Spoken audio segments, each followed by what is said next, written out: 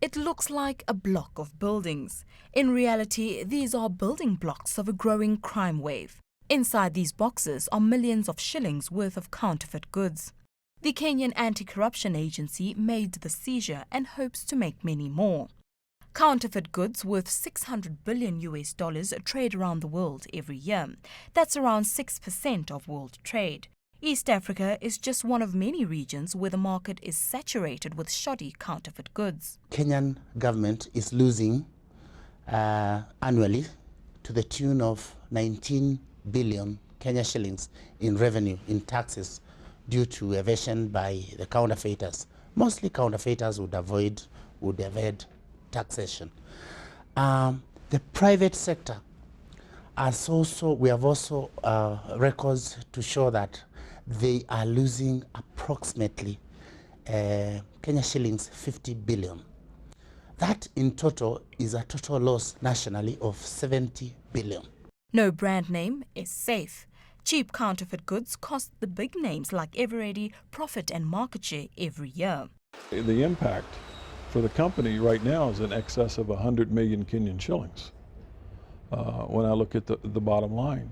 But when we look at the total country and we start talking about batteries, and we start talking about automobile parts, and we start talking about medicines, one of the last figures that I saw was 40 billion Kenyan shillings. That's a staggering amount. While many may not see the harm in buying a few knockoff goods at half the price, the counterfeit goods carry a hidden danger. Many counterfeit goods actually cost lives. Counterfeit pharmaceuticals. People die because those counterfeit medicines don't have the right ingredients or they become ill. Counterfeit car parts wreck cars because they don't work properly. Counterfeit electrical goods often cause fires because they don't have a circuit breaker in them. There's a good reason why we go through all this trademark legislation and try and protect people from counterfeit goods. And it is because they undermine the standards we've established in society.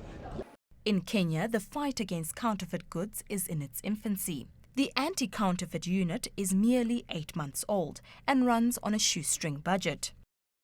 Last year we got a budget of 202 million, and now a realistic budget which we have prepared is 4 times that budget. That is close to 900 million. We think that would maybe take us to the level we are expected by the public, by the government, to deal in combating counterfeiting and prohibiting trade in counterfeit goods. Well, we're not satisfied. I mean, and the government knows that. And I think a lot of companies are now recognizing the damage that this substandard business is doing to their market and to their companies. You know, it's costing the country jobs. It's costing it tax revenue, because a lot of this product comes in undeclared. It comes in through the ports, so that there's no collection of any duties. So it doesn't provide for a level playing field.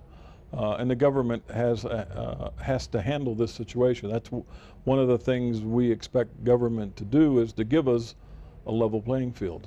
Kenya alone is losing more than $50 billion per year to counterfeit. Rising numbers of trade routes between Africa and Asia, porous borders and weak legislation have made Africa a fair game for counterfeiters.